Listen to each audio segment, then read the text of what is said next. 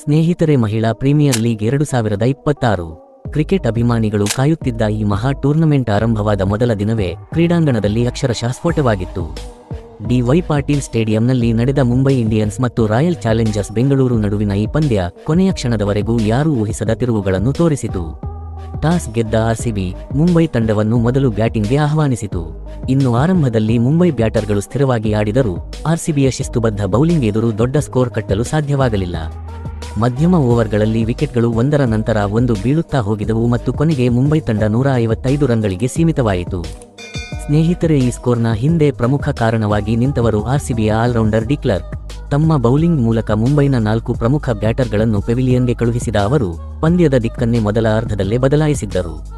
155 ರನ್ಗಳ ಗುರಿ ಚಿಕ್ಕದಾಗಿದೆ ಅನ್ನೋ ಭಾವನೆ ಮುಂಬೈ ಅಭಿಮಾನಿಗಳಲ್ಲಿ ಇದ್ದರೂ ಆರ್ಸಿಬಿ ಚೇಸ್ ಆರಂಭಿಸಿದಾಗ ಪಂದ್ಯ ಕ್ರಮೇಣ ಮುಂಬೈ ಕೈಗೆ ಹೋಗುತ್ತಿದೆ ಅನ್ನಿಸುವ ಹಂತವೂ ಬಂತು.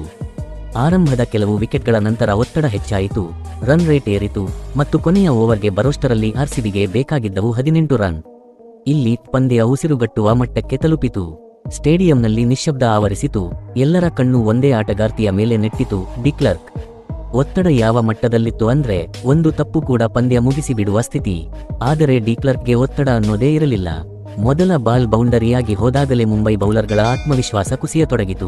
ಮುಂದಿನ ಬಾಲ್ ಸಿಕ್ಸರ್, ಮತ್ತೆ ಒಂದು ಬೌಂಡರಿ, ಮತ್ತೆ ಸಿಕ್ಸರ್, ಪ್ರತಿ ಶಾಟ್ಗೂ ಆರ್ಸಿಬಿ ಅಭಿಮಾನಿಗಳ ಕೇಕೆ ಹೆಚ್ಚುತ್ತಲೇ ಹೋಯಿತು.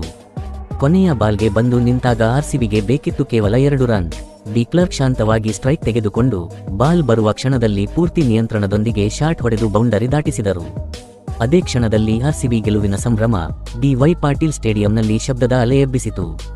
ಕೊನೆಯ ಓವರ್ನಲ್ಲಿ ಒಟ್ಟು 20 ರನ್ ಗಳಿಸಿದ ಡಿಕ್ಲರ್ಕ್ ಮಹಿಳಾ ಪ್ರೀಮಿಯರ್ ಲೀಗ್ ಇತಿಹಾಸದಲ್ಲೇ ಅತಿ ದೊಡ್ಡ ಲಾಸ್ಟ್ ಓವರ್ ಚೆಸ್ಗಳಲ್ಲಿ ಒಂದನ್ನು ದಾಖಲಿಸಿದರು.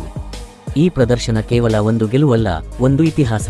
44 ಬಾಲ್ಗಳಲ್ಲಿ 63 ರನ್ಗಳ ಸ್ಫೋಟಕ ಇನ್ನಿಂಗ್ಸ್ ಆಡಿದ ಡಿಕ್ಲರ್ಕ್ ಬ್ಯಾಟ್ ಮತ್ತು ಬಾಲ್ ಎರಡರಲ್ಲೂ ತಮ್ಮ ಮೌಲ್ಯವನ್ನು ಸಾಬೀತುಪಡಿಸಿದರು. ಪಂದ್ಯದ ನಂತರ ಮುಂಬೈ ನಾಯಕಿ ಹರ್ಮನ್ಪ್ರೀತ್ ಕೌರ್ ನಿರಾಶೆಯಿಂದ ಮಾತನಾಡುತ್ತಾ, ಡಿಕ್ಲರ್ಕ್ ಬಳಿ ಈ ಸಾಮರ್ಥ್ಯ ಇದೆ ಅನ್ನೋದು ನಮಗೆ ಗೊತ್ತಿತ್ತು, ಆದರೆ ನಾವು ಅವಳಿಗೆ ಹೆಚ್ಚು ಅವಕಾಶ ಕೊಟ್ಟೆವು. ಕ್ರಿಕೆಟ್ನಲ್ಲಿ ಅವಕಾಶ ಕೊಟ್ಟರೆ ಆಟಗಾರರು ಅದನ್ನು ಸಂಪೂರ್ಣವಾಗಿ ಉಪಯೋಗಿಸಿಕೊಳ್ಳುತ್ತಾರೆ ಎಂದು ಒಪ್ಪಿಕೊಂಡರು. ಒಟ್ಟಾರೆ ಮಹಿಳಾ ಪ್ರೀಮಿಯರ್ ಲೀಗ್ 2026 ಮೊದಲ ಪಂದ್ಯದಲ್ಲೇ ಒಂದು ಸ್ಪಷ್ಟ ಸಂದೇಶ ನೀಡಿದೆ: ಮಹಿಳಾ ಕ್ರಿಕೆಟ್ ಯಾವುದೇ ಅಂಶದಲ್ಲೂ ಹಿಂದೆ ಇಲ್ಲ. ಒತ್ತಡ, ಪೈಪೋಟಿ, ಭಾವನೆ, ರೋಮಾಂಚನ ಎಲ್ಲವೂ ಇದೆ.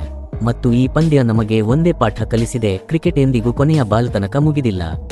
ಸ್ನೇಹಿತರೆ, ನೀವು ಕೂಡ ಕ್ರಿಕೆಟ್ನ ಅಭಿಮಾನಿಯಾಗಿದ್ದರೆ ನಮ್ಮ ಚಾನೆಲ್ಗೆ ಸಪೋರ್ಟ್ ಮಾಡಿ ಮತ್ತು ಈ ಮ್ಯಾಚ್ನಲ್ಲಿ ನಿಮ್ಮ ಫೇವರೇಟ್ ಯಾರು ಅಂತ ಕಮೆಂಟ್ ಮಾಡಿ. ಧನ್ಯವಾದಗಳು.